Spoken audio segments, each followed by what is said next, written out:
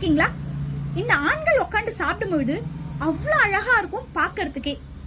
முக்கியமா பொண்டாட்டி பக்கத்துல உட்காந்து பார்க்கும்போது அவங்க என்ன நினைப்பாங்க அப்படின்னா, ஆஹா தான் புருஷன் இப்படி விருப்பப்பட்டு சாப்பிட்றாரே, நம்ம செஞ்சதை எதையாவது ஒன்றத்தை பாராட்ட மாட்டாரா, ரசத்தை பத்தி ஏதாவது சொல்ல மாட்டாரா, பொரியலை பத்தி ஏதாவது சொல்ல மாட்டாரா அப்படின்னு நினைப்போம். ஆனா மனச பையன் போல எதுக்கும் வாயை திறக்காது.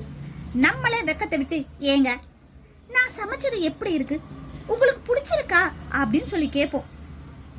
அதுக்கு அந்த பைப்புல என்ன தெரியுமா சொல்லும், நல்லா ஷப்பு கொட்டி தின்னுபிட்டு, என்னதான் இருந்தாலும் எங்க அம்மா கைமணம் வரலையே அப்படின்னு கேட்கும்போது அந்த பொண்ணுக்கு வரும் பாருங்க கோவம்.